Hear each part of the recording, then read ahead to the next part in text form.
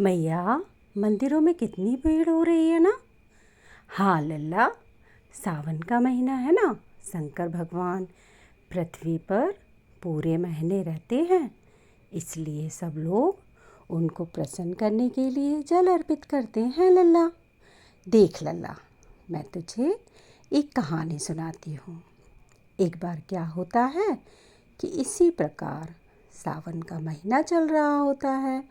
शिवालयों में भारी भीड़ रहती है। सब लोग शिव जी के दर्शन करने के लिए जल्दी रहते हैं। बहुत लंबी कतार रहती है। वहीं पर शंकर भगवान सोचते हैं कि मैं इन भक्तों की परीक्षा लेता हूँ, मेरा कौन सा भक्त सच्चा भक्त है। तभी शंकर भगवान एक नंदी का रूप धारण कर रास्ते में बैठ जाते हैं और अपने पैर में चोट लगा लेते हैं और उसमें बहुत सारी मक्खियाँ भिनकती रहती हैं उस चोट में। तो सब लोग जो लाइन में लगे रहते हैं ना, वो ऐसे घिन करने लगते हैं कि अरे अरे ये हटाओ। कोई जल्दी के कारण, भीड़ के कारण ना उसके ऊपर पैर रख के चले जाते हैं।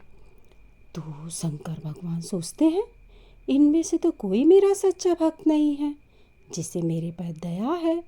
किसी को भी तो मेरे ऊपर दया ही नहीं आ रही है, ये कैसे मेरे भक्त हैं। फिर एक व्यक्ति आता है, वो सबसे कहता है आप लोग को दिखाई नहीं दे रहा है क्या, एक बूढ़ा नंदी जो पहले से ही कष्ट में है और तुम लोग उस पर पैर रख के निकल रहे हो, उसे कितना कष्ट हो रहा होगा। तब सब लोग पीछे हट जाते हैं और फिर वह कहता है ऐसी कैसी पूजा है आप लोगों की, आपको जरा भी दया नहीं है। किसी भी प्राणी को अपने कारण कष्ट नहीं होना चाहिए। फिर वह जल से जो शंकर जी को चढ़ाने के लिए लाता है ना लल्ला, उससे वो नंदी के पैर धो देता है और उसके घाव को साफ कर देता है। तभी शंकर भगवान मंद मंद मुस्काते हैं कि चलो एक भक्त तो सच्चा निकला जिसने मुझ पर दया की।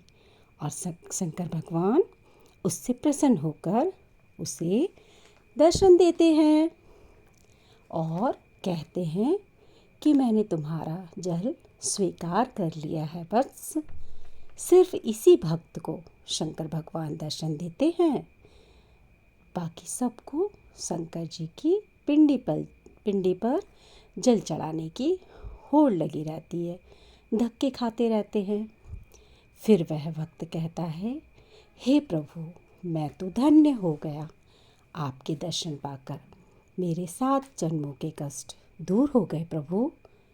तो शंकर भगवान कहते हैं मैं सबकी परीक्षा ले रहा था, तो बस तुम श्रेष्ठ हो इन सब भक्तों में, बोलो तुम्हें क्या चाहिए, मैं तुमसे प्रसन्न हूँ। सुन रहे हो लल्ला। तो वह भक्त कहता है और मुझे क्या चाहिए प्रभु, आपके दर्शन मिल गए, मेरा तो जीवन धन्य हो गया, बस आपकी कृपा बनी रहे। तो भोलेनाथ कहते हैं तथा अस्तु, जैसा तुम चाहते हो वैसा ही होगा। वहाँ से अंतर्ध्यान हो जाते हैं। इसीलिए कहते हैं लल्ला कि मंदिर हो या कहीं पर भी हो, सबके सुख को ध्यान में रखकर ही कार्य करना चाहिए। भोले के भगवान होते हैं और शंकर जी का जाप तो आप पंक्ति में लगे रहकर भी कर सकते हैं ना लल्ला, और वो प्रसन्न हो जाते हैं। एक ये महामृत्युंजय मंत्र है जिससे शिव भगवान बहुत प्रसन्न होते हैं।